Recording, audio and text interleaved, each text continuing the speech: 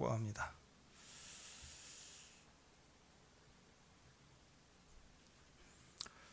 자, 오늘 말씀은 예레미야 23장인데요. 3절, 4절, 5절, 6절. 양떼 목장 무엇이 중헌디, 무엇이 중요한가? 오늘 하나님 음성으로 믿음으로 들을 수 있기를 바랍니다. 예레미야서 2장 23장 3, 4, 5, 6절입니다. 제가 한 절 읽고 다음 절 읽고 읽겠습니다.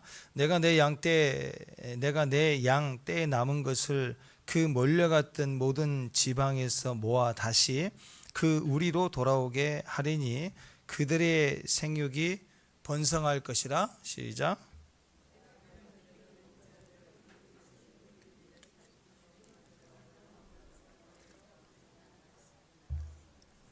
여호와의 말씀이니라. 여호와의 말씀이니라. 보라, 때가 이르리니 내가 다윗에게 한 의로운 가지를 일으킬 것이라. 그가 왕이 되어 지혜롭게 다스리며 세상에서 정의와 공의를 행할 것이며 유다는 구원을 받겠고 이스라엘은 평안히 살 것이며 그의 이름은 여호와 우리의 공의라 일컬음을 받으리라. 아멘. 어떤 꼬마 이야기입니다. 동네 이발소 아저씨가 그 아이를 늘 바보라고 놀리죠. 지나가면 그 아이를 부릅니다. 왜 바보라고 부르느냐? 1,000원짜리하고 5,000원짜리를 놓고 얘야 너 뭐 가질래? 하면 항상 그 아이는 1,000원짜리를 가집니다. 그러니까 그것을 보고 이 바보야 하고 늘 그렇게 재미삼아 자꾸 웃었다는 거죠. 이 꼬마는 이상하게도 늘 1,000원을 선택합니다. 그리고 주변 사람들은 역시나 하고 웃죠. 한 번은 한 청년이 그 꼬마에게 물었습니다. 야, 너 왜 그러니? 그랬더니 그 아이가 이렇게 얘기합니다. 당연하죠. 5,000원을 선택하면 그걸로 끝이잖아요. 1,000원을 선택했더니 2달 동안 계속 부르던데요. 벌써 6만 원이에요. 누가 더 현명할까? 세상은 신앙을 선택하는 사람들을 볼 때마다 아주 미련하다. 또 말씀대로의 삶이 이 꼬마같이 매우 어리석어 보이죠. 그래서 대놓고 무시를 안 해도요, 은근히 무시해요. 기도하러 간다 그러면. 그런데 우리 지금 신앙을 가진 사람들이다 그런 마음을 가지고 있다면 우리는 끝까지 순종해야 됩니다. 축복합니다. 어리석어도 바보 같아도 그 순간에는 분명히 가치가 있죠. 5,000원하고 1,000원하고.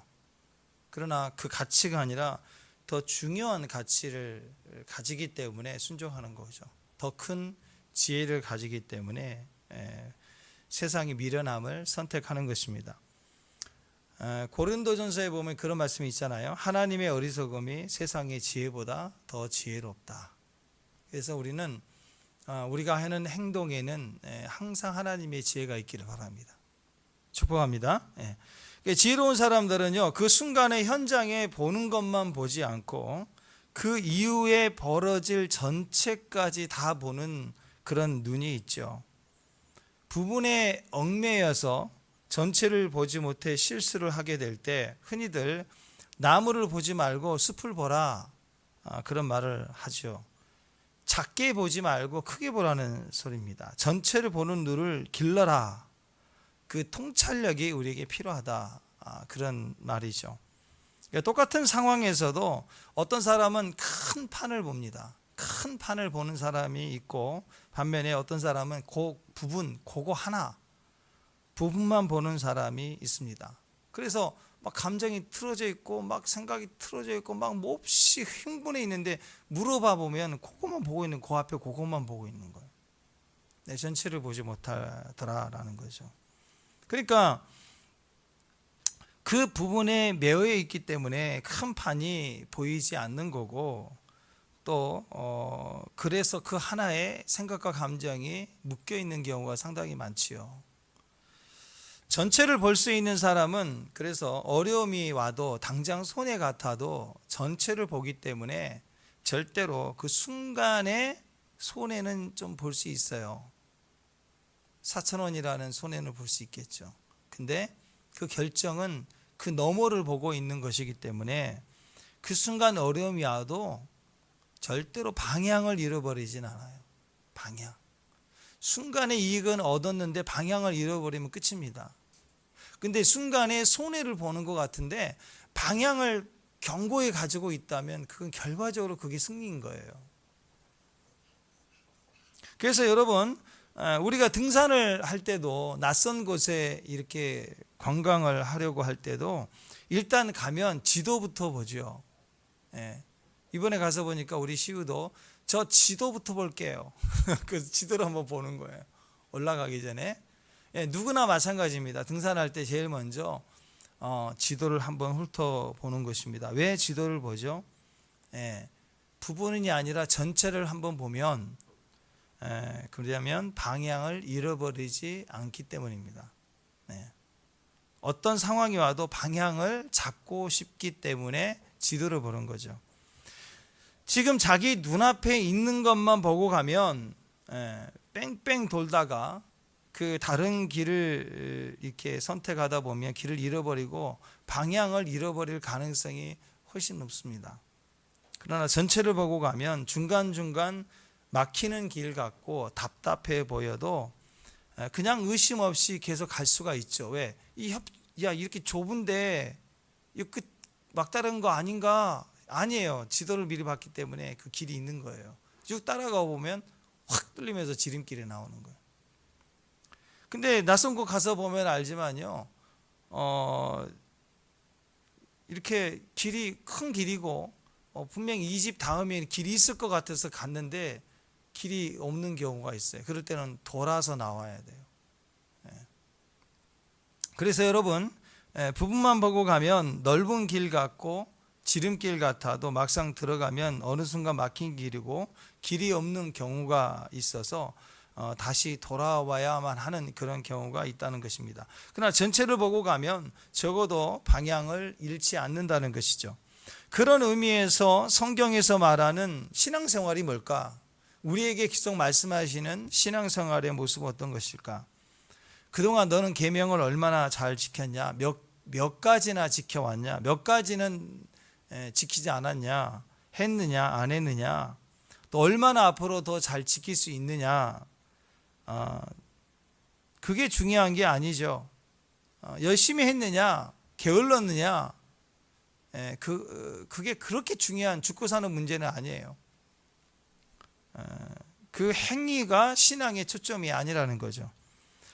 그래서 신앙생활은 당장 뭘 해내고 어떤 계명을 해내고 순종했고 뭐 열심히 기도했고 안 했고 못했고 게을렀고 여기서 결정나는 게 아니에요. 신앙생활은요, 방향이에요. 방향. 비록 시험에 들고 실수를 하고 때로는 죄를 지을 수도 있겠죠. 근데 방향이 분명한 사람들은 얼마든지 다시 일어설 수가 있어요. 지금 유다가 멸망하는 이유, 뭐 우상 숭배했다, 듣지 않았다, 뭐 여러 가지 지금 얘기가 나오잖아요. 근본적인 것은 방향을 놓쳐버린 거예요. 여전히 유대인이기 때문에 유대인으로서의 제사 행위는 했겠죠. 뭘 하라고 한 건 했다 이거예요. 나 주일 성수 했는데요. 11조 했는데요. 이거예요. 근데 중요한 건 마음에 하나님이 떠나고 갈망함이 없고 우상 숭배하는 모습이 뭘 말해주고 있냐면 방향을 놓친 거예요. 방향을 잃어버리고 하나님의 방향을 놓치고 행위만 하는 것으로는 아무 소용이 없는 것이죠. 그건 세탁기 돌아가는 소리일 뿐이에요. 주님 말씀하셨죠. 주여 우리가 주의 이름으로 귀신을 쫓았나이다.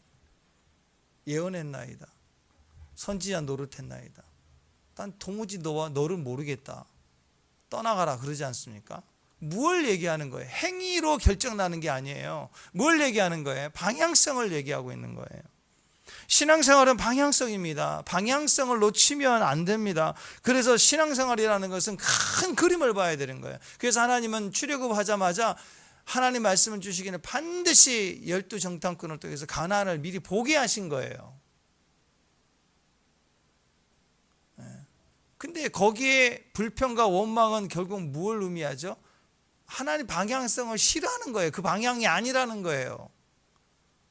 그래서 결국 무너지는 거 아니겠습니까? 믿음이라는 것은 어떤 상황이 와도 때로는 뭐 예레미야처럼 감옥에 갇힐 수가 있겠죠. 사도 바울처럼 감옥에 갇히는 경우가 있지만 그 방향성만은 더 분명하기 때문에 글을 쓰고 전하고 그게 더 위대해지고 더 큰 일을 하게 되는 거 아니에요?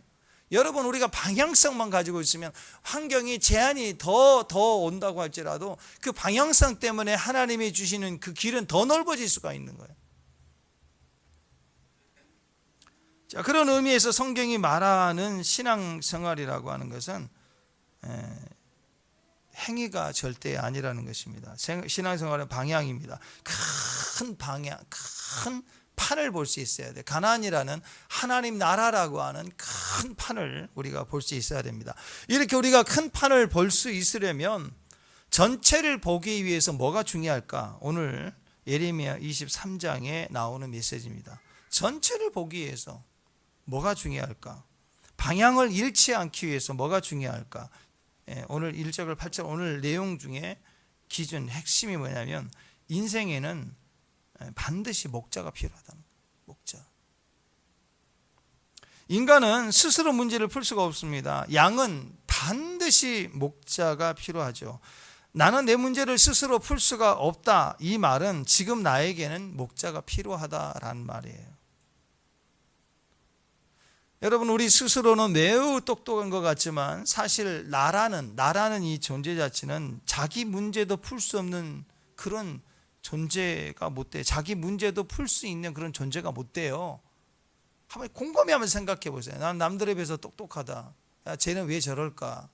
그렇게 우리 쉽게 얘기하지만 사실 나라는 존재는 뭘 할 수 있는 존재가 아니라니까요. 첫 번째, 당연히 죽음 문제 어떻게 해결할 것이고요. 죽음 문제를 어떻게 해결할 수 있어요? 뭐 의사라도 해결합니까? 내세 문제는요. 죽음 이후에는 다 지옥 가야만 하는 이 문제 어떻게 해결할까요? 심지어 어떤 분들은 천국 지옥이 있는 줄도 몰라요. 그리고 관심이 없는 거예요. 근데 죽으면 반드시 지옥 간다니까요. 우리는 그런 존재예요. 천국 가는 방법이 뭐예요? 예수 믿어서. 지옥 가는 이유, 죄 지어서요? 아니라고 그랬죠? 안 믿어서 지옥 가는 거예요. 우리는 가만히 있으면 지옥이에요. 태어날 때부터 번질상 진노의 자냐고 가만히 있으면 지옥 가는 거예요. 모를 뿐이지. 그러니까 내세 문제, 죽음 문제, 죽음 이후에 지옥 가는 문제 절대 해결할 수 없어요. 우리 분명히 알아야 됩니다. 이 시대, 이 살아있는 이 동시대에 지금 한국도 있고 미국도 있고 영국도 있고 천국도 있어요. 지금 느껴져요? 미국이 있다는 거 느껴져요? 아침에 미역국, 그래서 미국 느껴집니까? 지금 영국이 있다는 거 영국 가보신 분, 미국 가보신 분이 있으니까. 영국 안 가보셨잖아요. 근데 있는 거 어떻게 알아요? 어떻게 알아요? 그냥 이렇게 갔다 온 사람들은 말도 듣고 뭐 이렇게 뭐 뉴스도 보고 사진도 보고 뭐 경기하는 것도 보고 아 저기가 런던이구나. 야 저기가 저런 거구나. 요즘 여행 유튜버들이 세계 각지를 가며 보여주는 걸 보면 아 이 거리가 그 거리구나. 이렇게 사진보다 훨씬 직접적으로 우리가 이렇게 전달해 듣는 거잖아요. 그죠? 이런 정보들을 통해서 미국이 있다, 영국이 있다, 그걸 내가 아는 거예요. 그냥 믿는 거죠. 우리 신앙생활도 마찬가지예요. 여러분 지금 놀라운 사실이 있습니다. 그것은 바로 이 땅에 영국도 미국도 프랑스도 있는 것처럼 천국도 있어요. 안 가봤지만 있다고요. 저는요 영국에 갔다 왔다고 하는 사람이 하는 말이라도 듣긴 듣지만 무조건 다 받아들이진 않아요. 근데 목사님 저 이번에 영국 갔다 왔는데요. 제가 옛날에 영국에서 좀 살다 왔는데요. 그러면 그러세요. 듣지만 그렇게 현실감 있게 다가서지도 않고, 친분이 있으면 믿지만 친분이 없는 오늘 처음 만난 사람 나 영국에서 왔는데요 하고, 영국은 원래 이런 거예요 막 이렇게 얘기하면 내가 전에 들었던 것과 이게 이분 얘기한 게 좀 다르다 그러면 그럴 수도 있지 하면서도 100% 믿지는 않아요. 받아들이지는 않아요. 그럴 수도 있겠다 정도로 넘어가죠. 근데 눈이 파랗고 키도 크고, 그리고 진짜 젠틀한 영국 신사의 모습으로 진짜 영국 사람이 와가지고 나 영국에서 살아왔다고 이렇게 한국을 배우러 한국에 왔어요 이렇게 하고 그러면 호기심을 갖고 훨씬 더 저는 영국에 대한 그분이 얘기하는 이야기를 들을 거예요. 왜? 영국 사람이니까. 진짜 영국 사람이 와서 영국 얘기를 하면 저는 더 직접적으로 그분 이야기를 받아들이고 들을 것 같아요. 가끔씩 보면은요, 천국 갔다 왔다고 하는 사람들이 이런저런 얘기에 간증하는 것을 들을 때가 있습니다. 참 신기한 말을 많이 하죠. 그 얘기를 들을 때마다 저는 일리가 있다. 성경에도 그렇지. 그리고 어떤 부분은 성경에 없는 이야기인데 그래도 그럴 수도 있겠다라고 생각할 때도 있고, 때로는 이건 아니지 하고 단호하게 이렇게 받아들이지 않을 때도 있습니다. 그리고 진짜 그럴까 하고 또 의문을 가지기도 합니다. 그런데 만약 사람을 한번 경험했다는 사람이 아니라 진짜 천국 사람, 진짜 천국에 살던 사람이 이 땅에 육신을 입고 와가지고 천국 얘기를 한다면 믿어야 되는 거 아니에요? 그분이 누구예요? 예수님의 예수님, 독생자 예수님. 이 땅에 설명할 수 없는 천국에서만 하나님 나라에만 있는 이야기들을 하나님 나라에 속한 사람의 모습으로 우리에게 증거해 줬어요. 이 땅에서 사람이 할 수 없는 것, 죽음 문제, 살아가는 문제, 기적적으로 병이 치유되고 초자연적으로 즉각적인 거예요. 그냥 자연현상으로 암이 막 이렇게 했었는데 어떤 분이 그래, 자다가 너무 갈증 나는데 먹을 게 없더래. 밖에 나가서 그 개복숭아 먹지도 않는 거 그게 땡겨서 막 먹고 잤는데 암이 다 사라졌다는 거죠. 이런 얘기를 들으면 동네 개복숭아는 다 사라질 거예요, 아마. 근데 어떤 사람에게는 그런 일이 있죠.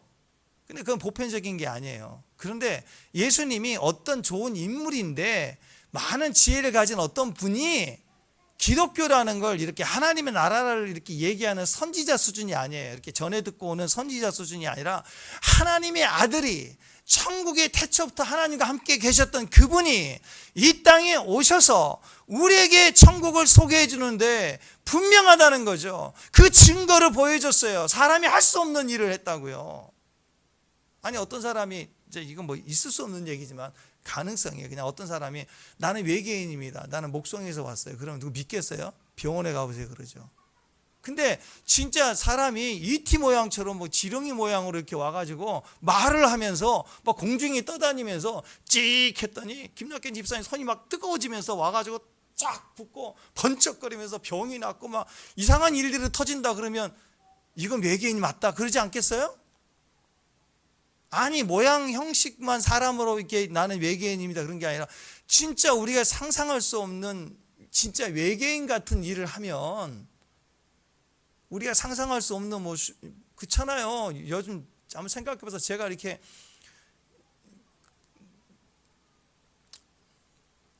원래 팬티를 입고 바지를 입어야 되잖아요. 근데 어떤 사람은 바지를 입고 팬티를 입었는데 인기가 1등이에요. 슈퍼맨. 그것도 빨간 팬티. 그 코미디잖아요. 생각해보세요. 바지를 입고 거기다 빨간 팬티를 입었어요. 이건 순서가 바뀐 건데 엄청나게 인기가 많아요. 근데 왜 그렇게 영웅으로 보죠? 그 얘기는 하늘도 나르고 무슨 철판도 뚫고 주먹으로 막 탱크도 박살내고 하는 그런 외계인 같은 힘이 나오니까 외계인이다 그렇게 생각하잖아요.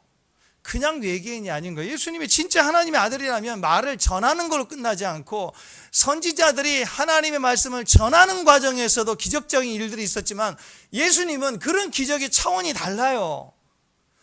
죽음의 문제, 죄의 문제 자체를 해결하신 분이에요. 그러니까 그분의 이야기는 무조건 믿어야 되는 거예요. 천국이 있다라는 거예요.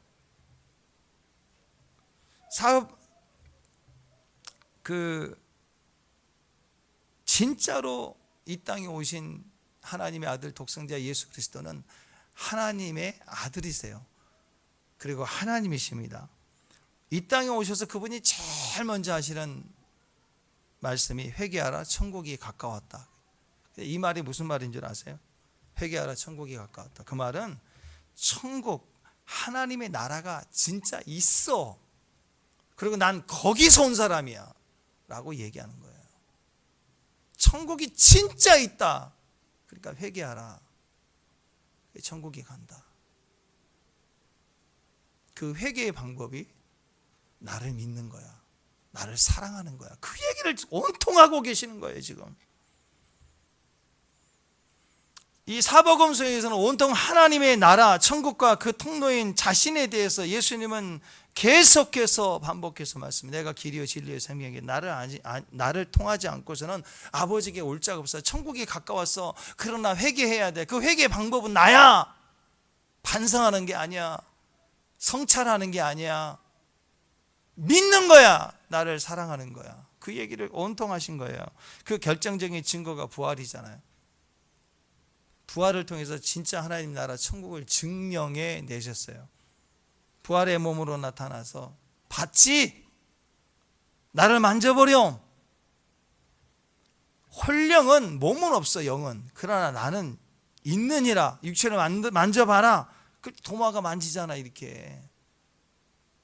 부활하신 그분이 실제로 나타나 주셨어요. 그리고 미션을 주셨어요. 이 천국 복음이 땅끝까지 증거돼야 된다. 믿으면 구원을 받는다. 그대서야 내가 와서 이 역사를 끝내리라. 자, 마태복음 24장 14절. 자, 읽습니다. 시작.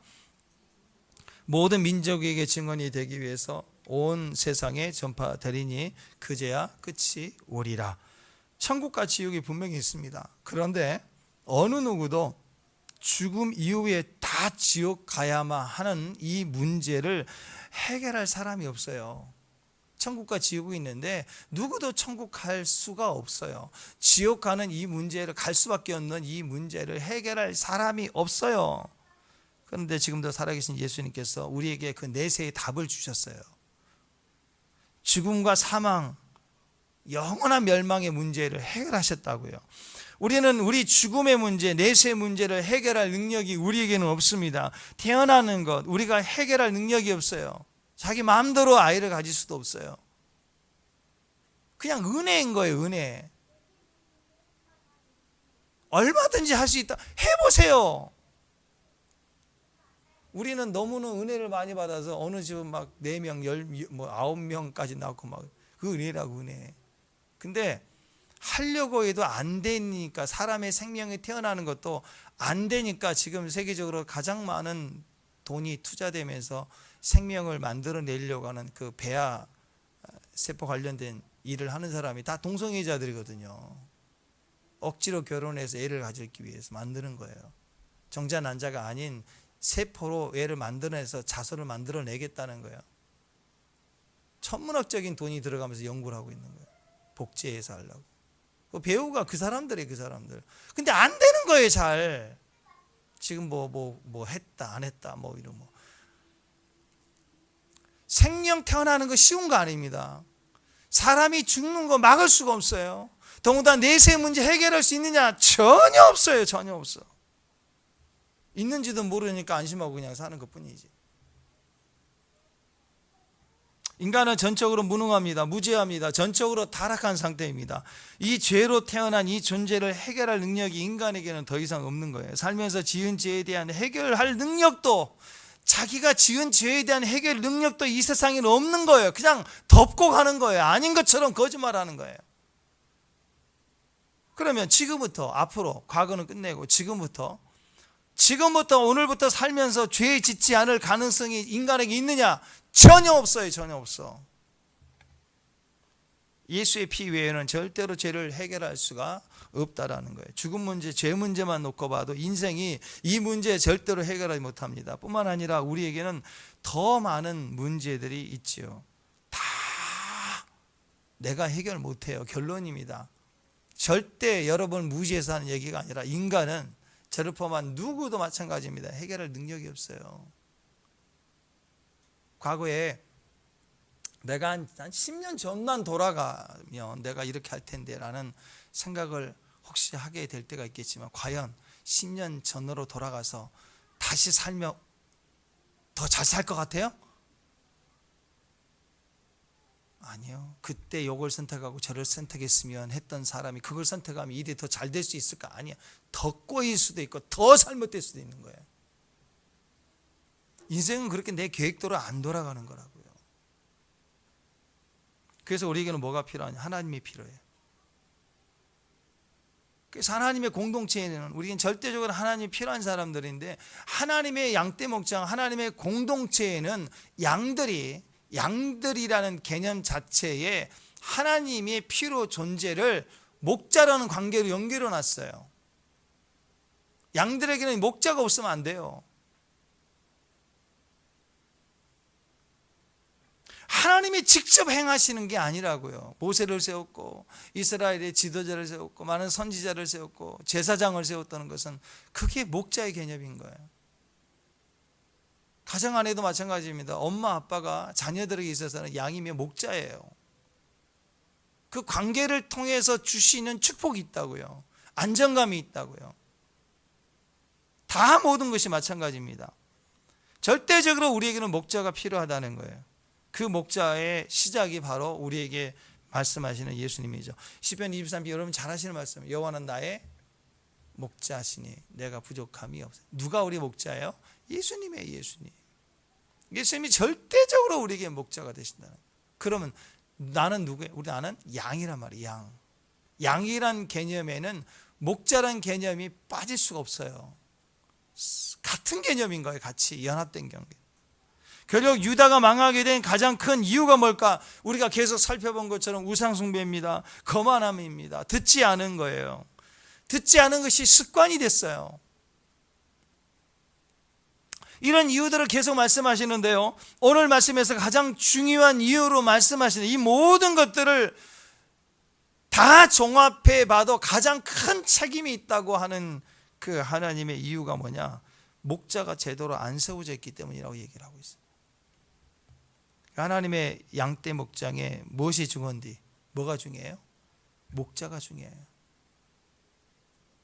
교회는 목자가 중요해요. 가정에는 부모가 중요한 거예요. 자식이 이 녀석이가 아니라 부모가 중요하다고요. 계속. 그래서 어제 말씀 22장 22절에서도 계속 얘기하는 거예요. 자, 시작. 내 목자들은 다 바람에 삼켜질 것이요 너를 사랑하는 자들은 사로잡혀 가르니 그때 내가 반드시 내 모든 악 때문에 수치와 욕을 당하리라. 내 목자들, 너를 사랑하는 자들, 다 유다의 지도자들을 말하는 것입니다. 예루살렘의 정치적 종교적 지도자들을 말합니다. 부모를 말하는 거예요. 목자들을 말하는 거예요. 그들이 바람에 삼켜지듯 다 포로로 사로잡혀 가게 될 것이다. 싹 하나님이 사로잡아 간다. 그 이유가 뭐냐? 겉으로는 바벨론의 국력이 강하고 유다가 약해서이지만 본질적인 이유는 그게 아니었다는 거예요. 그들이 죄악을 품고 회개하지 않고 버텼다는 거예요. 근데 그것에 대한 책임이 누구에게 있느냐? 그 책임이 누구에게 있느냐? 이스라엘의 목자들에게 있었다는 거예요. 내 모든 악이라고 할 때 그 내라고 하는 그 단어는 유다와 예루살렘을 말하죠. 모든 악이라고 하는 그들이 저지른 지금까지의 모든 악들을 말합니다. 우상숭배의 죄를 말합니다. 습관적으로 듣지 않았습니다. 더 정확히 말하면요, 심판이 시작되는 그 바로 그 시점까지 끝까지 고집 피우며 알면서도 회개하지 않았던 그 우상숭배와 교만함이죠. 부모는 보면 알아요. 자녀들이 그거 끝까지 포기하지 않고 고집스러운 거 안다고요. 알죠? 보이면 그냥 알아요. 근데 그것을 알면서도, 그것 때문에 얘가 망할 걸 알면서도 가만히 두고 보고 있다. 그래서 그 아이가 망했다. 그럼 누구 책임이에요? 하나님 목자에게서 찾겠다는 거예요. 지금 이 중요할 때 하지 말라고 하는 그것을 거기에 아주 짐승처럼 묶여서 하고 있을 때 부모는 불편해도 얘기를 해야 되는 거예요. 그죠? 그래 사니까. 그거 얘기했다가 우리 애 기죽인다고. 에? 그래서 말도 못하는 부모는 그 책임이 크다는 거예요. 선지자들은 오늘 예레미야처럼 고통스럽게 때로는 매를 맞으면서까지, 갇히면서까지라도 하나님이 지적하 죄라 얘기하는 것은 지적한 거, 죄를 지적하고 잘못이라고 얘기를 할 수 있어야 된다라고 얘기하는 거예요. 그 책임에 대한 얘기를 해요. 겉으로 보는 것은 우상 숭배에 관한 것입니다. 듣지 않은 것입니다. 그러나 그 책임이 어디가 있었느냐? 목자들이 그걸 지적하지 않았다는 거예요. 경고하지 않았다는 얘기라고.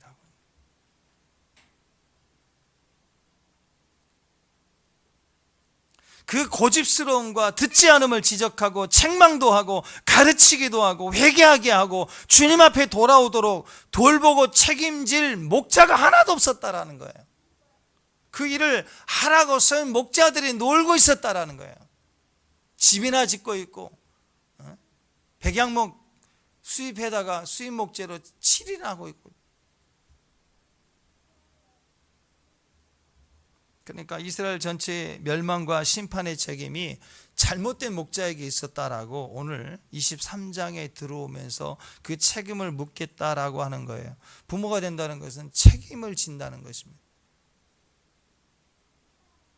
자, 오늘 말씀 1절 한번 보세요. 1절 시작. 여호와의 말씀이니라 내 목장의 양떼를 멸하여 흩어지게 하는 목자들에게 화가 있을지. 예, 누구에게? 그 목자들에게. 그래서 하나님께서 양떼들을 흩으며 몰아내고 돌보지 않는 목자들에게 내가 반드시 보응하겠다. 그 다음 절 시작.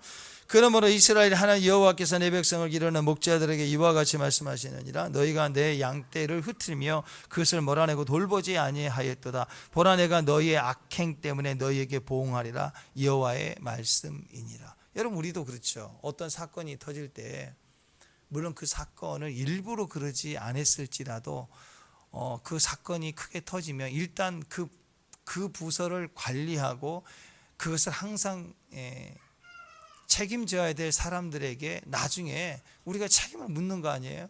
그렇죠? 난 안 했는데, 내가 안 했는데. 아니죠. 그 일을 하라고 월급을 주고 지금까지 세운 거 아니에요? 그죠? 그래 당연히 책임을 국민들도 묻지 않아요? 하나님께서도 마찬가지라는 거예요. 그 직분과 그 위치를 주실 때는 그것에 대한 책임을 묻겠다라는 거예요. 그것을 경고했음에도 불구하고 그들이 듣지 않으면 그 문제에 대해서는 하나님이 하시는 거예요. 근데 경고도 안 하고 내버려두고 흩틀고 자기 마음대로 하고 싶은 대로만 움직였을 때 그 양들이 망해가는 것에 대해서는 1차적으로 그 목자들에 대해서 하나님이 보응을 하시겠다. 그 인간 목자들이 보니까 다 엉터리였어요. 엉터리. 무지하고 무능한 양들이죠. 고집 피우죠. 그러니까 목자가 필요한 거예요. 근데 그 목자가 엉터리였다. 그 말입니다. 그래서 진짜 구원을 위한 목자, 예수님이 우리의 목자로 이제 오신다라는 이야기를 우리에게 근본적으로 하시는 거예요. 5절 6절 다시 오늘 말씀이에요. 5절 6절 자 시작. 여호와의 말씀이니라 보라 때가 이르리니 내가 다윗에게 한 의로운 가지를 일으킬 것이라. 그가 왕이 되어 지혜롭게 다스리며 세상에서 정의와 공의를 행할 것이며 그의 날에는 유다는 구원을 받겠고 이스라엘은 평안히 살 것이며 그의 이름은 여호와 우리의 공의라 일컬음을 받으리라. 우리의 참 목자는 예수님 뿐이라는 거예요. 예수님. 이제 진짜 목자가 온다는 거예요. 우리가 방향을 잃지 않는 방법이 뭐냐? 그래서 목자예요. 목자. 예수님을 따라가는 거. 그 방법밖에 없다라는 거. 예수님을 따라가지 않으면 우리는 반드시 나는 똑똑한데 방향을 잃는다니까요. 방향을 잃어요. 방향을 요즘에는 자신이 없어. 내가 나를 자신을 못해. 주차를 해도 후진해서 딱 하면 눈 감고 해도 그냥 나서면 딱 맞았네. 지금은 좀 틀려. 그럼 다시 앞으로 갔다가 다시 주차를 해야 돼. 조금씩 방향을 틀려. 못 잡겠어요. 깜빡깜빡해요. 뭘 자기를 믿고 가요? 약 먹어야 될 것도 가끔씩 빼먹고, 먹었는지 안 먹었는지 잊어먹었어. 그럴 때가 많습니다. 우리를 자기 자신을 믿는 거, 자기 자신을 이렇게 의지한다는 것처럼 바보스러운 게 없어요. 절대로 자기 자신을 믿으면 안 돼요. 우리는 주님을 따라가야 되고 목자를 따라가야 됩니다. 예수님만을 따라가지 않으면요, 반드시 신앙의 방향을 잃어요. 방향을 잃는다고. 세계적으로 요리를 잘하는 요리 전문가도요, 이제 50, 60 넘어가면 이 몸의 호르몬의 변화, 맛의 변화가 일어나요.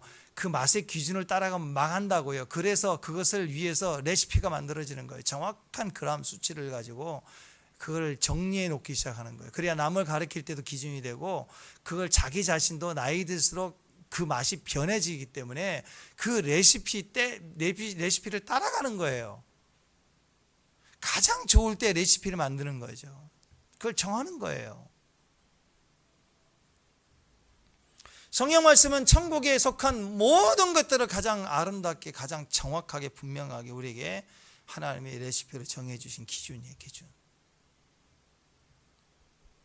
자, 요한복음 14장 6절입니다. 읽습니다. 시작. 예수께서 이르시되 내가 곧 길이요 진리요 생명이니 나를 말미하지 않고서는 아버지께로 올 자가 없다. 이 레시피를 포기하면 우리는 방향을 잃어요. 방향. 예수님만이 우리의 영원한 길이십니다. 우리가 걸어가야 될 우리의 길입니다. 예수님을 놓치면, 예수님을 떠나가면 우리는 길을 잃게 되어 있어요. 다시 말해서 우리에게는 절대적으로 목자가 필요해요. 예수님 우리의 목자시니까. 그래야 내가 부족함이 없으리로다. 그래서 하나님께서는 목자들을 우리 위에 세우신다, 이 말이에요. 자, 예수님을 우리에게 세우신다는, 예수님이 이 땅에 보내시는데 그 예수님은 이제 신약에 와서 보니까 밝혀진 거예요. 예수님이 이 땅에 오셔서 죽으시고 우리 죄를 해결하시고 부활 승천하신 이후에 주님은 목자와 양의 개념에서 분리가 일어나지 않도록 그분은 교회의 머리가 되고, 우리는 교회는 그의 몸이 됐어요. 더 이상 분리가 안 되는 관계로 만들어 버렸어요, 하나님. 그래서 오늘 말씀에도 예수님이 우리의 영원한 목자이지만, 오늘 4절 말씀 보면은 하나님께서 그들을 기르는 목자들을 그들 위에 세우신대요. 목자들을 세운대요, 다시. 그래서 예수를 머리로 하고 있는 제대로 된 사람 목자를 세우겠다는 거예요. 우상을 섬기는 사람 목자들 말고 어떤 상황이 와도 자기 머리를 예수님으로 두고 있는 사람 목자들을 너희 위에 세우겠다라는 거예요. 4절 말씀 다시 시작. 내가 그들을 기르는 목자들을 그들 위에 세우리는, 목자들입니다. 복수로 나와 있어요. 그들이 다시는 두려워하거나 놀라거나 잃어버리지 아니하리라, 여호와의 말씀입니다. 하나님께서 우리에게는 절대적으로 목자가 필요하다, 이 말이에요. 내가 목자들을 그들 위에 세우리라, 너희 위에 목자들을 세울 것이다 라고 이렇게 말씀하시는 것은 두 가지 의미가 있습니다. 첫 번째는 우리는 어떤 상황에도 하나님에 대해서 영원한 양이에요. 양. 아멘. 하나님에 대해서 그 누구도, 우리는 가진 자든 못 가진 자든 남자든 여자든 노인이든 어린아이든 우리는 하나님에 대해서 영원한 양이에요. 양. 아멘. 그 말은 절대적으로 목자 되신 예수님만을 따라가야 될 존재가 저 여러분이에요. 축복합니다.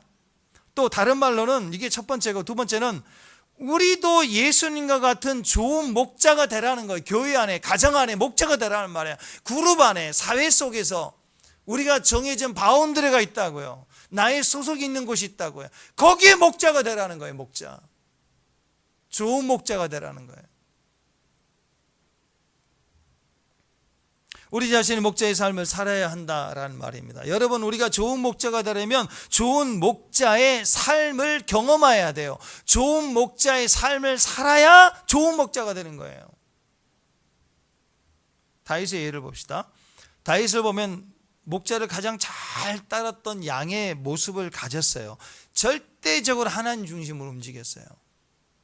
동시에 다윗은 이스라엘을 양처럼 돌봤어요. 다윗 왕의 삶을 보면 목자처럼, 왕의 개념, 왕 같은데 가만히 보니까 목자로서 양을 치는 것처럼 이스라엘 백성을 다스렸단 말이에요. 예수님의 모습 속에도 하나님이시지만 예수님의 모습 속에서도 선한 목자의 모습이 보이죠. 축복합니다. 네. 어떤 분은 가정에서 아버지예요. 아버지인데, 우리가 아는 그 아버지인데 자녀를 대하고 가정을 다스리는 모습을 보니까 목자가 양을 다스리는 것 같은 모습이 보이시는 분이 있단 말이에요. 다윗은 그런 모습을 가졌어요. 다윗은 하나님에 대해서는 왕이 돼서도 좋은 양이었어요. 축복합니다. 동시에 백성들에 대해서 좋은 목자였어요. 사무엘하 5장 2절 자 봅니다. 시작. 전에 곧 사울이 우리의 왕이 되었을 때에도 이스라엘 거처로 출입하게 하신 분은 왕이셨고, 다윗을 말합니다. 여호와께서도 다윗에게 왕에게 말씀하시기를 내가 내 백성 이스라엘의 목자가 되며 너는 이스라엘의 주권자가 되리라 하셨나이다. 이미 온 백성들이 다 알고 있는 거예요. 하나님이 당신을 이스라엘의 목자로 세웠습니다. 그리고 주권자로 세웠습니다. 한마디로 왕으로 세웠다 그 말인데, 양을 다스리는 목자로 세웠다고 얘기를 하고 있어요. 다윗도 알았고 온 백성이 알았습니다. 진정한 리더자는 목자예요. 목자. 가정에 아버지만 있으면 안 돼요. 목자가 있어야 돼요. 교회 안에 목자들이 있어야 돼요. 목사만 있으면 안 돼요. 장로님만 있으면 안 돼요. 직분자가 있으면 안 돼요. 목자의 개념이 있어야 돼요. 목자의. 이 땅에는 뭔가를 선하게 인도해 줄 수 있는 목자의 개념이 있어야 되는 거예요. 다윗이 언제 목자로 이렇게 선택을 받았는가를 보시면 시편 78편 70절, 71절, 72절 읽어봅시다. 시편 78편 한번 읽어보세요. 다윗이 언제 목자로 선택했는지. 자, 보십시다. 시작. 또 그의 종 다윗을 택하시되 양의 우리에서 취하셨다. 다윗을 언제 왕으로, 언제 목자로 하나님이 선택을 하셨나, 딱 취하셨나? 양의 우리에서. 양이 우리의 양떼 목장에 자기 마음의 완전함으로 기르시고 그의 손의 능숙함으로 그들을 지도하였느니라. 자, 여러분, 사무엘이 다윗을 찾아와서 그때 왕의 기름을 부었죠. 소년이었을 때. 기억하시나요? 네. 그때를 보면 자, 읽어봅시다. 시작. 사무엘이 이새를 이르되 내 아들 다 모여 있느냐? 이새가 이르되 아직 막내는 남았는데 그는 양떼를 지키나이다. 사무엘이 이새에게 이르되 사람을 보내어 그를 데려오라. 그가 여기 오기까지는 우리가 식사 자리에 앉지 아니하겠다. 자, 무슨 말입니까? 다윗은 이새의 8명의 아들 중 막내거든요. 그런데 사무엘이 하나님 음성을 듣고 이새의 아들들 중에 내가 왕이 될 자의 기름을 부으라 해서 기름을 부으러 왔어요. 그래서 아들들을 모이라 했더니 당연히 아버지 입장에서는 막내까지 다 데리고 와야 되는 거잖아요. 근데 아버지도 그렇고 형제들도 그렇고 자, 아이들이 왕이 될 자의 기름 부른다고 사무엘 선지자가 왔다 모이라 그랬는데 다윗을 그대로 두고 온 거예요. 부르지도 않았어요. 왜? 제가 무슨 왕이야 제가. 쟤는 아니야. 지금 맡겨 그냥. 아버지도 형제도 아무도 생각하지 않았어요. 일부러 인격적으로 무시했다 그런 개념이 아니라 애인데 애들은 가라. 약장수 마냥 관심도 없었어요. 근데 사무엘은 그게 아니었어요. 이게 다냐? 아니라 데려오라. 하나님은 이렇게요. 다윗은 여기도 저기도 끼지도 못하는 그냥 양만 치고 있는 그냥 양돌이 양치기. 근데 하나님이 이렇게 누구에게도 심지어 자기 가족들에게도 인정받지 못하는 다윗, 그 나이대의 그 어린아이의 다윗에게도 하나님이 이스라엘의 왕으로 기름 부어 세우신 분이세요. 왜 그렇게 했는가? 자, 사도행전 14장 22절을 보니까 그 이유가 나와요. 새 번역본이거든. 새 번역으로 보는 건데 읽어봅시다. 시작. 내가 이새의 아들 다윗을 찾아냈으니 그는 내 마음에 드는 합한 사람이라 그가 내 뜻을 다 행할 것이다.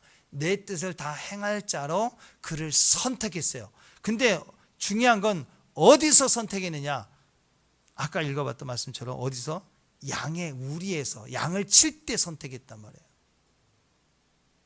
사무엘이 와서 다윗을 선택할 때가 언제냐? 다 모였는데 혼자 양치고 있을 때. 공간적으로는 떨어져 있지만 하나님은 그를 그때 선택한 거예요. 양을 치고 있는 모습을 보고. 처음에는 다들 사무엘 선지자 앞으로 모이라 했을 때에도 막내 아들 다윗은 아들인데도 부르지를 않았습니다. 그때 다윗이 어디서 뭐하고 있었느냐? 밖에서 나가서 구슬치고 있었던 게 아니고 밖에서 아버지의 양떼를 치고 있었어요. 어리석죠? 왜요? 계산을 해봅시다. 이 양은 자기에게 유익이 되는 양이 아니에요. 아버지의 양은 절반이 장자 거예요. 그리고 나머지 자기 빼고 자기까지 원래는 포함해서 7명의 아들이 절반을 이렇게 분파해야 되는데 둘째, 셋째 다 가져가면 다윗까지 올 양이 하나도 없어요. 막내인데 뭐. 그러니까 지금 열심히 양 쳐봐야 내한테 돌아올 양이 아닌 거예요. 이거 고생만 하는 거지. 근데 그런 이익을 따지지 않죠. 성실하게 양을 치고 있었다. 작은 일, 장차 자기의 양떼가 아닌 양들일지라도 그냥 성실하게 섬기고 돌보고 사랑으로 양을 치는 그 모습을 하나님이 보시고 이스라엘의 양을 칠, 이스라엘 백성을 양으로 칠 목자로 제격이라고 하나님 선택하신 거예요. 하나님은 오히려 지금 아무 의미가 없는 사소한 그런 어떤 일을 하는 것 같은 일을 가지고도 하나님이 그를 선택해서 인정하시고 그때 계획을 주시는 분이세요. 그래서 사소한 것을 보고 계시는 분이 하나님.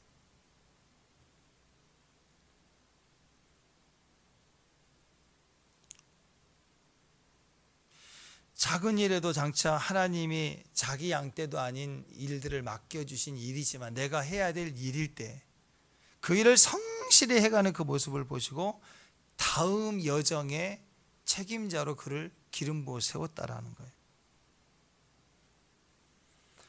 자, 그의 종 다윗을 택하실 때 양의 우리에서 취하시며 그 말입니다. 그래서 다윗에게 목자의 자리를 맡기셨더니 그는 진짜 좋은 목자가 되었다.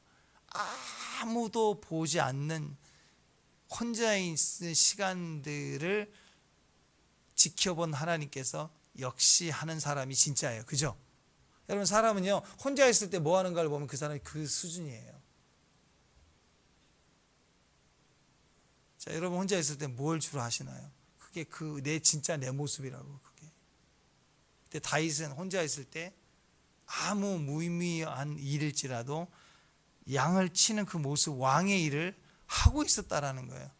그러니까 하나님이 왕으로 세우실 때는 그냥 이렇게 정치하라고 주는 게 아니고요, 양을 치듯이 백성을 양으로 치는 목자로 부른다는 거예요. 하나님은 가정에 아버지로 엄마로 부를 때는 목자로 불렀다는 거예요. 그냥 엄마 아빠로 그냥 부른 게 아니고. 어떤 마음이었냐? 다윗은 좋은 목자가 되었습니다. 시편 78편 72절에는 이렇게 얘기해요. 이에 그가 자기를 자기 마음의 완전함으로 기르고 그의 손의 능숙함으로 그들을 지루하였다. 하나님을 왕으로 세웠더니 드디어 다윗에게 뭐가 나왔느냐? 자기 마음의 완전함이 나왔어요. 저는 여러분 마음에 완전함이 나오는 일이 됐으면 좋겠어요. 완전한 헌신, 정말 기쁨으로 다 쏟아낼 수 있는 만족이 그 일하는 사람에게는 있거든요. 전심으로 했다는 뜻입니다. 전심으로. 하나님께서 어떤 사람을 쓰실까? 작은 일, 하찮은 일일지라도 자기 이익을 추구하는 것이 아니라 양 하나 살리겠다고 여기저기 뛰다 보면 그 뛰는 그 모습 보고 하나님 훨씬 더 크고 중요하고 무겁고 큰 일을 점점 맡기신다는 거예요. 그러니까 양 하나 살리겠다고 뛰는 모습이 진짜라니까요. 한 영혼 살리겠다고 열이 뜨고 저리 뛰고 하는 모습이 그게 진짜라는 거예요. 가성비 따지면 한 영혼 때문에 못 뛰죠. 그러나 겉으로는 드디어 다윗이 왕이 됐습니다. 드디어 왕이 됐다고 하는 말은 이제 그가 이스라엘의 참 목자로 세움을 입었다라는 말이에요. 목자로 세웠다는 말이에요. 그냥 정치적 왕이 되었구나. 이제 내가 정치적으로 큰 일을 할 수 있는, 내 야망을 펼칠 수 있는 왕이 되었구나. 그 개념이 아니라 목자로 세웠음을 다윗이 안 거예요. 남들은 왕이요 하지만 나는 목자로서 하나님의 양을 기르는 양치기 목자라는 개념을 분명히 가졌다라는 거예요. 다시 정리하면 우리가 방향을 잃지 않기 위해서는 뭐가 필요하느냐? 하나님이 이 양떼 목장에 가장 뭐가 중요하느냐? 그 얘기를 하시는 게 뭐예요? 1차적으로 우리가 다 양이라는 개념입니다. 우린 다 그의 백성입니다. 그러니까 우리는 절대로 주님을 따라가면 됩니다. 주님만 따라가면 되는 양이에요. 그분을 절대로 놓쳐서는 안 된다. 아멘. 절대로 주님을 따라가라. 시편 100편 3절 4절 읽습니다. 시작. 여호와 우리의 하나님이신 줄을 너희는 알지어다. 그는 우리를 지으신 자여 우리는 그의 것이니 그의 백성이여 그의 기르시는 양이로다. 감사함으로 그 문에 들어가며 찬송함으로 그 궁전에 들어가서 그에게 감사하며 그의 이름을 송축할지어다. 맞습니다. 우린 양이에요. 그의 기르시는 양. 그러니까 양은 어떻게 해야 되는가? 감사함으로 그 양의 문에 들어가야 돼. 아멘? 가정에 들어갈 때, 집에, 교회에 들어갈 때, 나에게 지은 기업, 직장에 들어갈 때 항상 하나님이 나를 다스리고 나를 기르셔요. 그러니까 감사함으로 받아야 돼요. 직장도 감사함으로, 가정도 감사함으로, 교회도 어떤 상황에도 감사함으로 그 문에 들어가서 뭐예요? 찬송함으로 그 궁전에 들어가야 돼요. 자, 그분을 놓치지 않고 그분을 계속 붙잡고 가는 가장 좋은 방법이 뭘까? 찬송하는 것입니다. 우리 입술로 고백을 하면서 붙들면 하나님께서도 그 고백으로 우리를 단단히 붙들어 주시는 것이에요. 우리가 찬송하면 그 찬송을 통해서 우리는 하나님을 붙드는 거예요. 여러분, I will praise the Lord 그러잖아요. 기도와 찬송은 의지로 하는 거예요. 시작을. 예배는 의지로 안 돼요. 사랑은 의지로 안 돼요. 사랑이 안 가는 걸 어떻게 의지로 돼요? 그러나 할 마음이 없어도 기도는 해야 되는 거예요. 의지를 발휘해야 돼요. 찬양은 의지로 시작하는 거예요. 내가 너무 답답해. 이해, 납득, 공감이 되지 않는 상황. 그러나 찬양하리라, 기도하리라 하고 붙드는 거예요. 붙들어야 돼요. 그러면 그 찬양을 통해서 내 영혼이 붙들면 어느 순간 주님이 나를 그 찬양을 통해서 나를 완전히 감싸시고 나를 붙들고 견인해 가버리신다고요. 그게 찬양의 역사가 거기서 나오는 거예요. 그래서 우리는 하나님 붙들고 하는 첫 번째, 내 눈의 환경에 나를 낙심시키고 나를 원망하게 하고 내가 도저히 할 마음을 주지 못하는 상황이 된다 할지라도 의지를 발휘해서 입술의 고백에 찬양하기 시작해야 돼요. 기도하기 시작해야 돼요. 그럴 때 주님이 우리를 전체를 붙들어 주시고 하는 거예요. 내 입술로 그분을 붙들고 가는 거, 그게 기도입니다. 기도할 때, 찬송할 때, 우리가 입술로 그분을 붙들기 시작할 때 우리는 절대로 방향을 잃어버리지 않아요. 어려울 때, 힘들 때 기도한다고 당장 해결이 될 수도 있지만 거의 안 되는 게 대부분입니다. 늦어질 수 있어요. 언제까지 하나님 이렇게 하시나이까 하고 원망이 될 수도 있습니다. 낙심이 될 수도 있습니다. 그러나 적어도 기도하고 있을 때만큼, 적어도 찬양을 하고 있을 때만큼 방향을 잃어버리지 않아요. 결국 인생은, 영적 싸움은 방향에서 결정나요. 아무리 지금 형편이 좋아 보이고 내가 정말 잘하고 있는 것 같아도 이미 방향이 언젠가부터 끊어지고 어느 방향인지 모르는 상태에 있다. 큰일 난 거예요 지금. 환난과 고난과 위험과 앞으로 염려되는 상황이 너무너무 많고 걱정되는 상황일지라도 찬양하고 기도하고 방향을 붙들고 있으면 걱정하지 마세요. 이미 이기고 있는 거예요. 그래서 찬양하고 기도해야 되는 거예요. 우리는 이 땅에서 다 부르심이 있습니다. 목자라는 부르심을 입었어요. 축복합니다. 아멘. 네. 그죠? 우리 시우처럼 이렇게 자라날 때는 목자라는 개념은 사실은 없죠. 양의 개념이 훨씬 더 강해요. 그러나 이제 어느 순간 사춘기가 되고 대학생이 되고 또 결혼을 하게 되고 할 때 그 집안에 뭔가를 책임질 수 있는 어느 나이대가 된단 말이에요. 교회에서도 마찬가지. 이제 막 들어올 때는 아무런 책임감이 없습니다. 그냥 은혜 받고 자랄 뿐이에요. 그냥 어느 순간 되면 교회 안에서도 책임을 지는 위치가 되고 목자 위치가 되는 거예요. 축복합니다. 아멘. 그래서 자라가야 됩니다. 가정에는 그래서 아이를 낳아야 돼요. 그래야 내가 어른 되는 거예요. 교회에서도 전도하고 믿음으로 서가고 양육을 해봐야 내가 영혼의 목자가 되는 개념이 어떤 개념인가를 알게 되는 거예요. 그래서 우리 하나님께서 내게 어떤 것을 맡기셨다 할지라도 우리는 절대로 그 일에 사꾼이 되면 안 됩니다. 부모 중에서도 사꾼이 얼마나 많아요. 교회 중에서 목사님 중에 사꾼이라고 얘기하는 사람 얼마나 많아요. 마찬가지 세상에는 다 그래요. 직장에서 사장님이 뭐 사꾼 사장님도 있어요. 진짜 사장님도 있지만 부모도 사꾼 같은 부모도 있습니다. 뭐 얼마 전에 뭐 뉴스 보니까 40년 만에 아이를 버리고 떠난 40년 부모가 뭐 교통사고 나서 아이가 죽은 사망보험금이 나왔는데 부모니까 연락이 왔겠죠. 40년 만에 나타나서 그 돈 내가 다 갚겠다 하는 부모가 또 나타나고, 이런 보도들을 보면 저는 사꾼 부모님 같아요. 사꾼.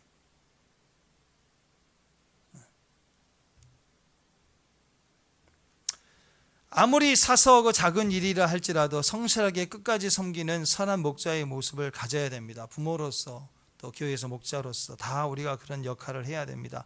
일단 우리 자신이 양이라는, 하나님이 기르시는 양이라는 개념을 가지고 우리가 계속해서 주님 바라보고 성장해 가야 되는 거고, 또 그것을 보고 계시는 하나님께서 우리에게 새로운 영역들을 열어서 우리의 책임의 자리로 우리를 세우실 때는 당연히 좋은 목자로서 그 역할을 감당해야 되는 것이죠. 하나님께서는요, 우리가 맡겨주시는 것에 대해서, 우리가 실패하고 실수하는 것에 대해서는 전혀 묻지 않으십니다.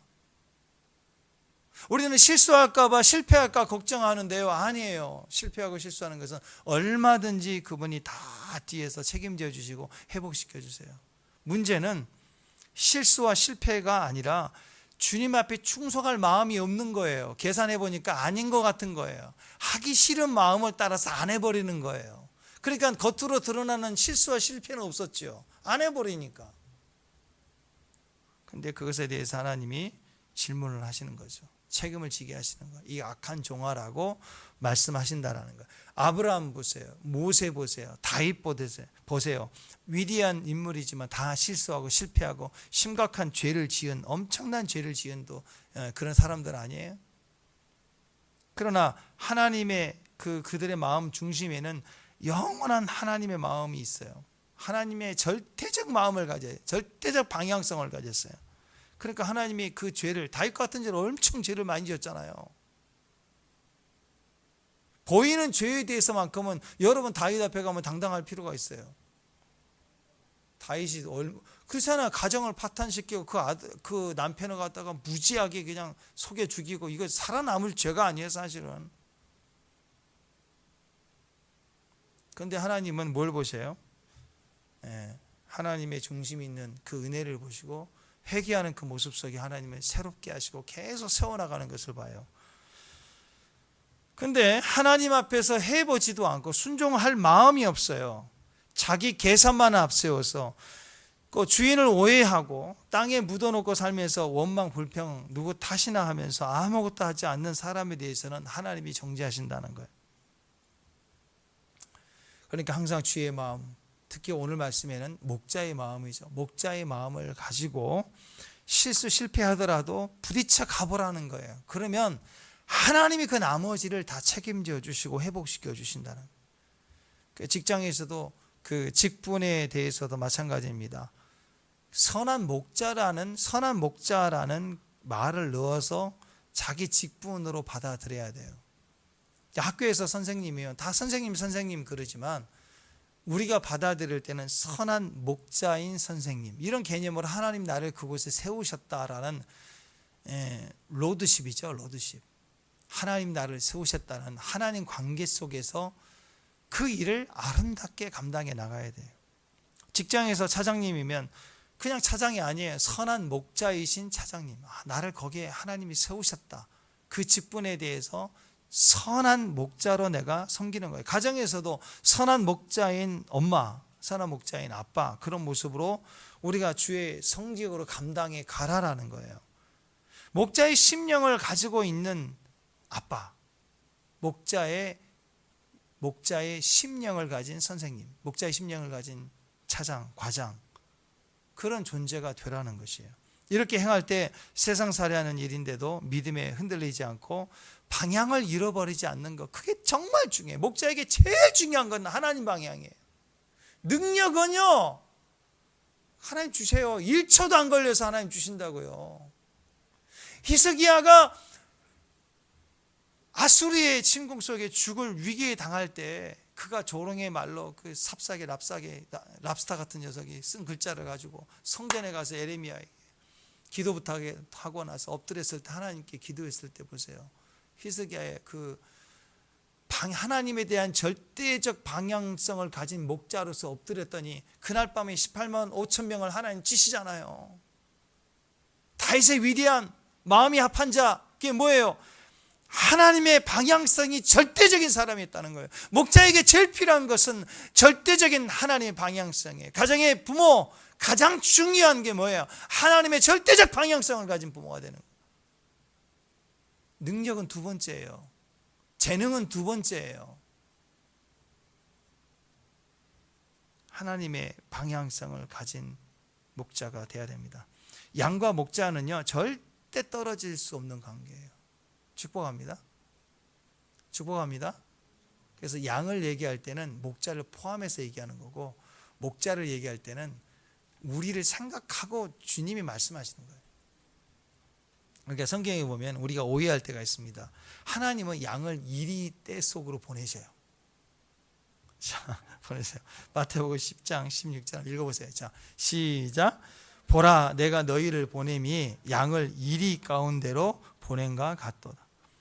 그러므로 너희는 뱀같이 지혜롭고 비둘기같이 순결하라. 이리 때에 양을 보내요. 양 한 마리. 무기가 있나요? 도망가기를 잘하나요? 이빨이라도 한 놈이라도 물고 늘어질 힘이 있나요? 뿔이 있나요? 독이 있나요? 양은 아무것도 없어요. 근데 이리 때에 보내는 건 뭐예요? 죽으라는 거잖아요. 근데 그 일을 누가 하시느냐? 하나님이 우리를 보내실 때, 세상에 보내실 때 양을 이리 가운데로 보내는 것처럼 그렇다라는 거예요. 그러면서 하시는 말씀이, 그러므로 너희는 지혜로워라, 순결하라. 뱀같이 지혜롭고 비둘기처럼 순결하라. 두 가지를 얘기합니다. 지혜로워라, 순결하라. 자, 보십시다. 하나님이 이 때 가운데로 보내셔야 될 이유가 있으신다면 하나님은 양을 보내는 게 맞아요? 사자를 보내는 게 맞아요? 우리가 하나님이라면 지금 이 때가 있는데 여기를 통과해 가야 돼. 그 사명이 있는데 거기를 통과해 간다면 주인이 양을 보내는 게 맞겠어요? 사자를 보내는 게 맞겠어요? 당연히 사자랑 호랭이를 보내야 맞는 거죠. 주의 일을 하는데, 선교사를 보내는데 좋은 대학을 나오고 좋은 경제력을 가지고 외모도 좀 잘 뻔뻔하게 잘 생기고 빵빵하게 멋지고 말도 잘하고 그런 사람을 보내면 복음이 더 확실히 증거되지 않겠어요? 멋지게. 근데 하나님은 항상 꼭 보면 나 같은 놈을 보내요. 나 같은 놈.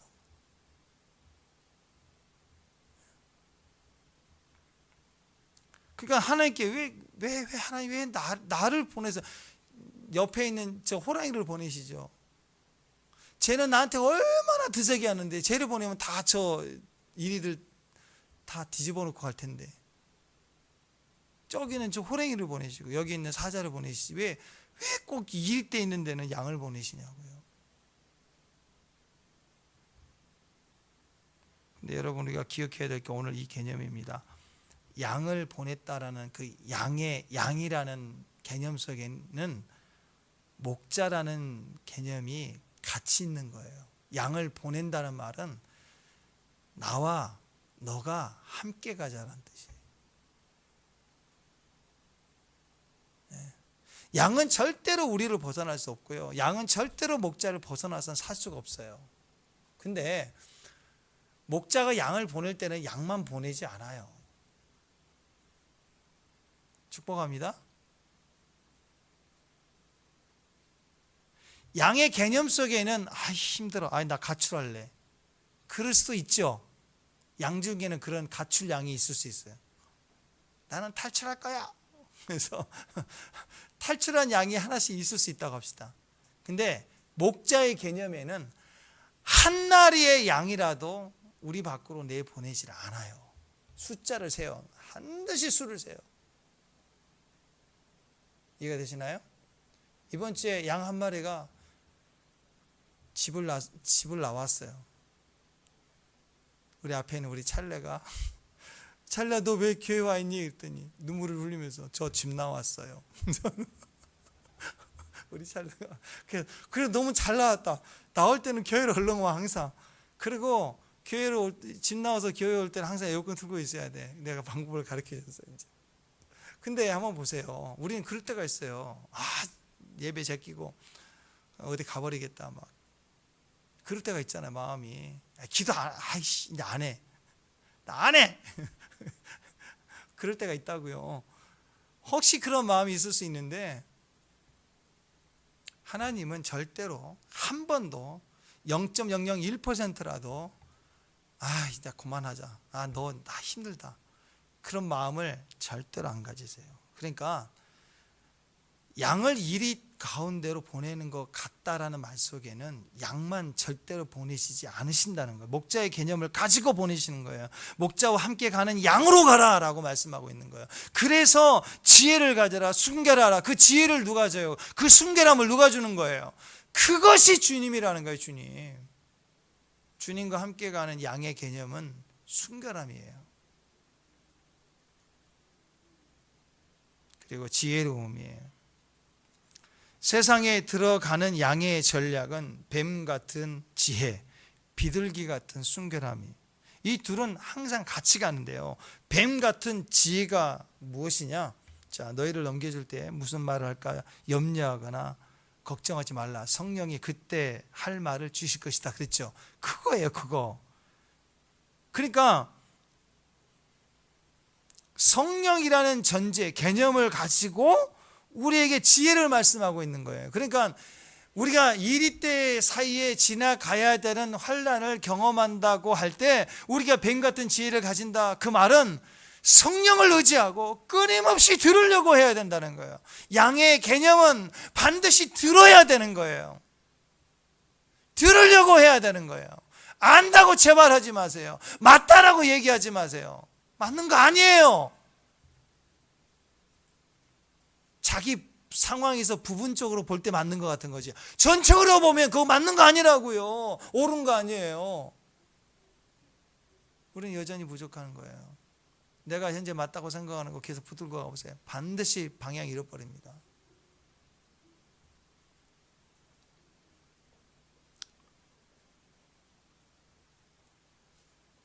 뱀같이 지혜로워라 할 때 그 지혜는 성령이 주시는 지혜입니다. 그렇기 때문에 내 주변이 이리 때가 세상 속에 내가 있는 것 같다 느껴질 때 우리는 그 지혜가 필요한데, 그 지혜는 뭐냐? 부분적인 것이 아닙니다. 전체를 보는 눈인데 그건 성령이 주시는 거예요. 끊임없이 기도하면서 물어보고 하는 거예요. 나 혼자 판단이 아닙니다. 들으라는 거예요. 그래서 목자가 필요하다는 거예요. 목자가.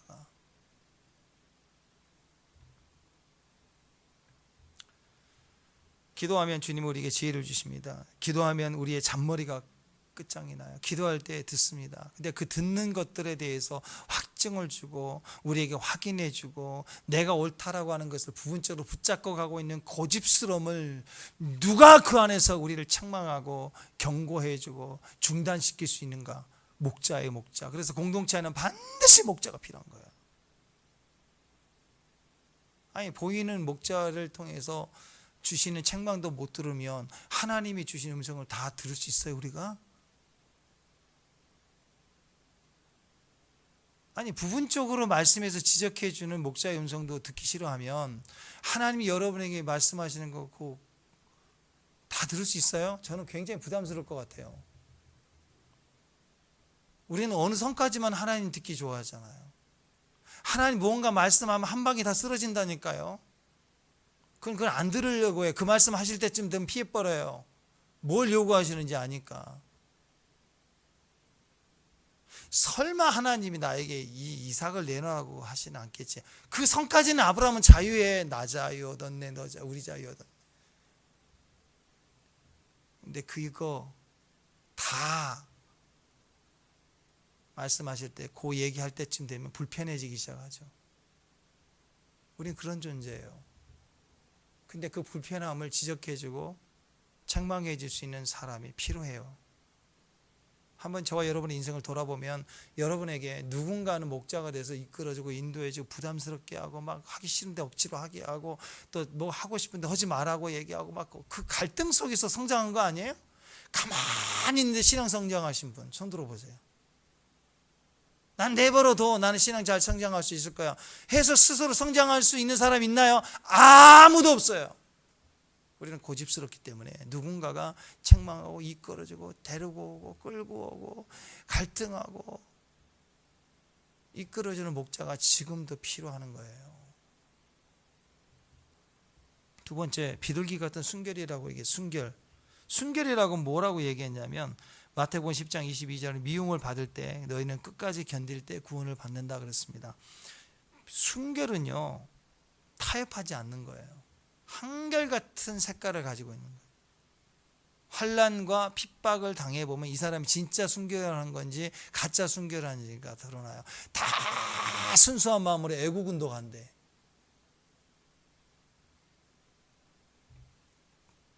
다 국가를 위해서. 근데 국가를 위하면서 정권을 얻게 되고 힘을 얻게 될 때 본심이 드러납니다.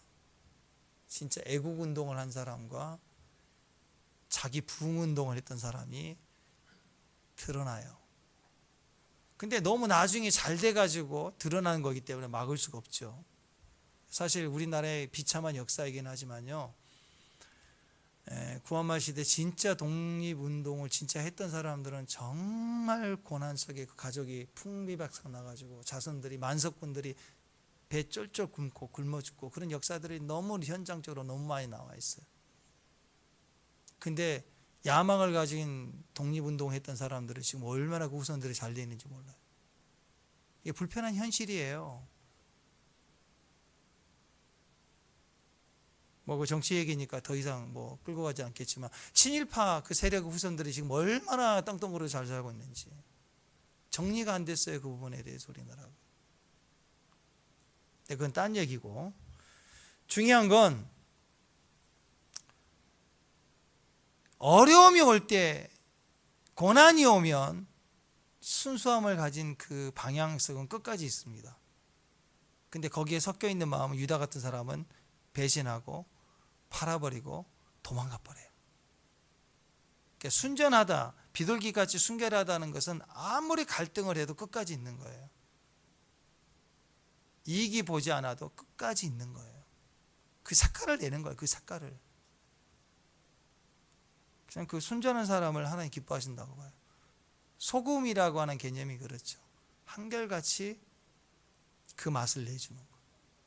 그래서 하나님께 쓰임 받는 거죠. 부부도 그래야 됩니다. 아무리 힘들고 의견이 다르고 어려우고 갈등이 와도 그 사랑한다는 것만큼은 변해서는 안 되는 거죠. 그죠? 그죠? 교회도 마찬가지. 그게 진실함이죠. 타협하지 않는 거예요. 끝까지 말씀 붙들고 가는 거예요. 그게 진짜라는 것입니다. 말씀대로 순종하면요, 오직 한 길입니다. 그래서 그 말씀만 계속 바라보는 그 사람의 마음을 통해서 하나님이 일을 하세요. 물론 말씀을 선택하는 것은 미련해 보이고 그리고 어리석어 보이기도 하고 손해도 봅니다. 맞아요. 말씀대로 순종하면 죽을 것 같은 일이 생길 것 같아요. 예, 죽기도 합니다. 그래도 가야 돼요. 왜? 가보면 사실 안 죽어요. 나 망할 것 같아. 안 망해요. 갔다 오면 끝장날 것. 안 끝장나요.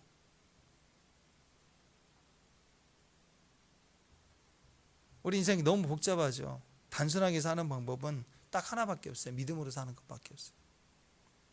잔머리 버리고 모든 걸 하나님께 물어봐야 돼. 그게 목자의 개념입니다. 왜냐하면 우리는 우리 안에 너무 많은 생각들을 가지고 있어요. 내 옳은 것이 끊임없이 원칙이 분명하게 서 있기 때문에 우리는 순결할 수가 없는 사람들이에요. 그래서 우리에게 그 순결함을 한결같은 말씀을 붙들고 갈 수 있을 수 있도록 책임져 주고 책망도 해주고 불편하지만 말해주고 기준을 가지고 갈 수 있도록 가보자고 얘기를 하고 격려해 줄 수 있는 목자가 공동체 안에 필요하다는 거죠. 매사에 물어볼 수 있는 기도의 삶을 사는 것, 그게 승리의 삶을 사는 것입니다. 절대로 혼자 하면 힘들어요. 혼자 하면 방향 잃어버리게 돼 있어요. 혼자 하면 반드시 방향을 잃어버리게 돼 있습니다. 타협하게 돼 있습니다. 끝까지 하나님 말씀 붙들고 음성을 듣고 또 듣는 양들과 목자와 같이 가는 개념 속에서 하나님의 공동체가 세워져 가는 것이에요. 자, 이 말씀 보시죠. 예레미야 10장 21절 한번 읽어보세요. 시작. 목자들은 어리석어 여호와를 찾지 아니하므로 형통하지 못하고 그 모든 양떼는 흩어져. 목자가 방향성을 잃어버린 거예요. 그러니까 흩어지게 돼 있는 거예요. 반대로 이렇게 얘기합니다. 시작. 이어 백성들의 아침에 일찍 일어나 드고아로 들러 나아가니라. 나아갈 때 여호사밧이 외쳐 이르되 유다와 예루살렘 주민들아 내 말을 들을지어다. 너희는 너희 하나님 여호와를 신뢰하라. 그래야면 견고히 서리라. 그의 선지자를 신뢰하라. 그래야면 형통하리라. 하나님이 살아계시는데 하나님이 조직을 해주세요. 그 조직의 왕으로 선지자로 리더자를 세우셨어요. 그러면 그 모든 하나님의 명령, 하나님의 책임, 그게 그 질서를 통해서 다 같이 하나님이 다스리고 계시는 시스템이란 말이에요. 사람 보기에는 어리석어 보이고 작아 보일지 모르지만 그 시스템 안에 주시는 질서를 통해서 하나님이 일을 하시는 거예요. 요즘 스마트폰이나 컴퓨터를 보면 얼마나 많은 소프트웨어가 잘 되어 있습니까? 요즘 버그가 거의 없어요. 정말. 근데 그게 무료로 쓸 수 있는 게 프로그램들 너무너무 많아요. 너무너무 좋은 시대예요. 근데 그 프로그램 중에요, 결국 그 기계어가 0과 1인데 0과 1로 조합해서 만드는 그 숫자가 0인데 1이 되고 하나만 딱 생기는 순간 이 모든 게 다 목통이 되어버리는 거예요. 하나님의 시스템에는 사소한 거 하나하나, 프로그램 하나하나가 정말 중요한 거예요. 그 시스템에 세우신 질서 속에 오늘 하나님의 책임을 묻겠다는 존재가 목자들의 개념이라면 목자들의 개념은 공동체 안에서 너무너무 중요한 것입니다. 하나님이 하시는 일은 우리가 모를 뿐이지 다 이유가 있어요. 그러니까 순종하라, 들어라. 그런 개념 속에는 하나님은 우리에게 주시는 하나님의 계획들이 있으시다는 거예요. 양으로 세상을 가라 그러면 그냥 가는 거예요. 양인데 이리떼 가운데로 가는 것 같아 보여도 세상으로 가라 그러면 가는 거예요. 그 말은 내가 너희 목자다. 그걸 더 확실하게 해주시기 위한 거예요. 그게 양의 전략이죠. 양의 전략은 예수로, 목자로 가는 거예요. 양의 하나님 말씀하시는 양은 부르심을 따라 가지만 사실은 목자와 함께 가는 길에 이게 양의 전략이에요. 이스라엘 공동체의 목자를 그 위에 세우시겠다는 말은 양의 전략입니다. 교회 전략입니다. 교회는 양의 전략을 붙들며 승리합니다. 뱀같이 지혜롭고 비둘기같이 순결하라. 그 말은 직통 계시받고 네 마음대로 살아라. 그게 아닙니다. 공동체를 조직할 때 주시는 그 질서 속에서 하나님이 세움을 입음 받은 자들을 통해서 하나님 일을 하시는 거예요. 그래서 교회 안에는 우리가 일차적으로 들어야 됩니다. 아멘? 듣는 양이 돼야 돼요. 그리고 성숙하십시오. 들어야 성숙하는 거예요. 그리고 교회 안에는 그 성숙한 과정을 겪는 목자로 또 세움 받은 사람들이 많아져야 돼요. 그래서 교회는 절대적으로 목자의 개념이 필요한 것입니다. 오늘 말씀에서도 내가 그들을 기르는 목자들을 그들 위에 세우리니, 하나님의 방법입니다. 하나님의 세우시는 양떼 목장의 전략은 목자입니다. 무엇이 중요한디? 목자가 중요해요. 그래서 목자가 되셔야 돼요. 성숙하셔야 돼요. 아멘? 우리는 그의 기르시는 양이기 때문에 목자를 잘 따라가야 됩니다. 또한 여러분이 목장 안에 좋은 목자가 되어야 합니다. 이 세상을 이기는 최고의 전략이 그래서 양으로 세상을 이기는 거예요. 그래서 예수님조차도 양으로 생명을 얻게 하고 더 풍성히 얻게 하는 거예요. 예수님 이 땅에 오실 때 사자로 뭐 뱀같이 무서운 괴물처럼 오신 게 아니라 양으로 생명을 얻게 하고, 수많은 나라의 복음이 증거될 때도 선지자들의 모습이 양으로 왔어요. 양같이 목자들을 보내셨어요.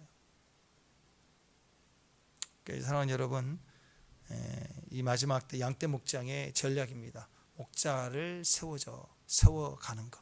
목자로서 우리가 이기는 최고의 전술, 하나님의 사랑 안에서 승리하시기를 주님의 이름으로 축원합니다. 우리가 좀 나와서 찬양 좀 하세요. 경배와 사랑 드리네. 이 찬양 한번 해보. 좀 우리 자리에서 일어나실까요? 일어나서 찬양합시다.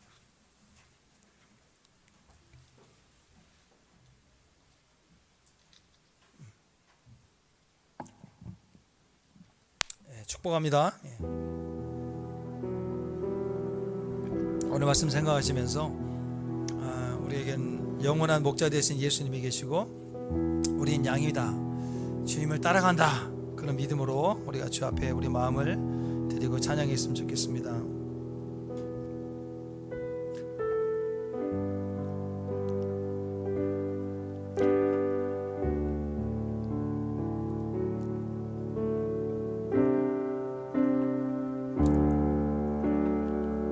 경배와 사랑드리네.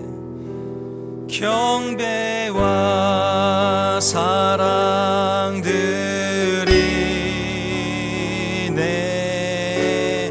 왕 되신 주, 왕 되신 주. 경배와 사랑드리네. 경배와 사랑드리네.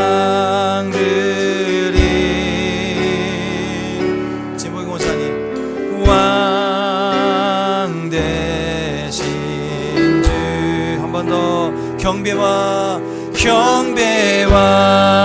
사랑드리네.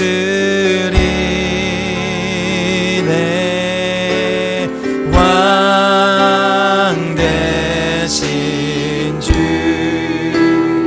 왕 되신 주. 경배와 사랑드리네. 왕 되신 주, 왕 되신 주. 우리 주만 따라가리. 우리 함께 주 따라가리.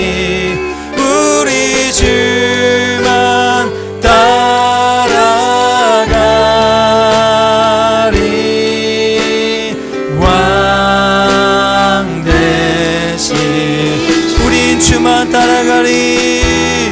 우리 주만 따라가리. 우리 함께 주 따라가리. 우리 주만 따라가리.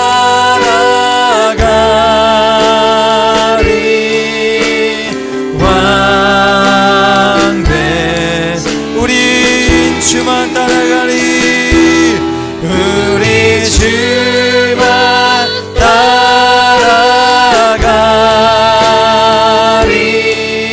우리 함께 주 따라가리. 우리 주만 따라가리.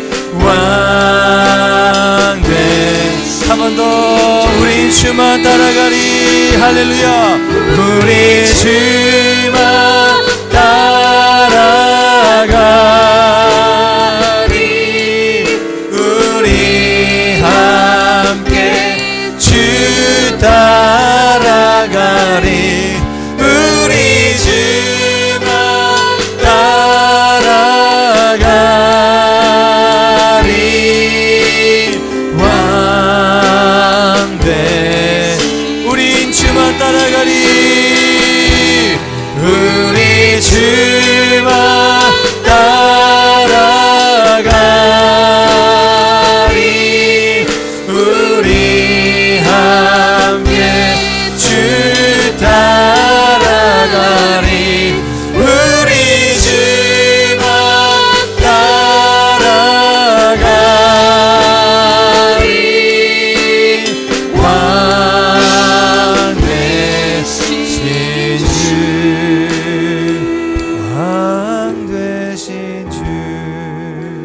기도합니다. 내 뜻과 하나님 내 마음대로 결정하고 판단하고 내가 옳은 대로 해왔던 모든 것에 책임이 다 나에게 있음에도 늘 불평하고 원망하고 오해하고 불만 갖고 또 하나님 듣기 싫어 있음을 회개합니다. 하나님의 양떼 목장에 하나님이 세우시는 목자들을 하나님 우리 교회를 통해서 하나님 새롭게 세움을 입게 하여 주시고 하나님이 일하시는 일들에 대한 하나님의 축복을 허락해 주옵소서. 듣게 하옵소서. 순종하게 하옵소서. 다시는 그래서 두려워하거나 놀라거나 잃어버리지 않게 하옵소서. 또한 하나님 여기 우리 모든 성도들이 다 하나님 목장, 하나님 양떼 목장의 목자들로 세워지기를 소망합니다.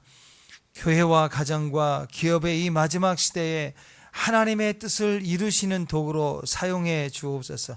주의 지혜로움, 또 정의로우심, 의로우심, 공의로우심, 하나님 그렇게 행하는 주의 놀라운 도구로 쓰임받게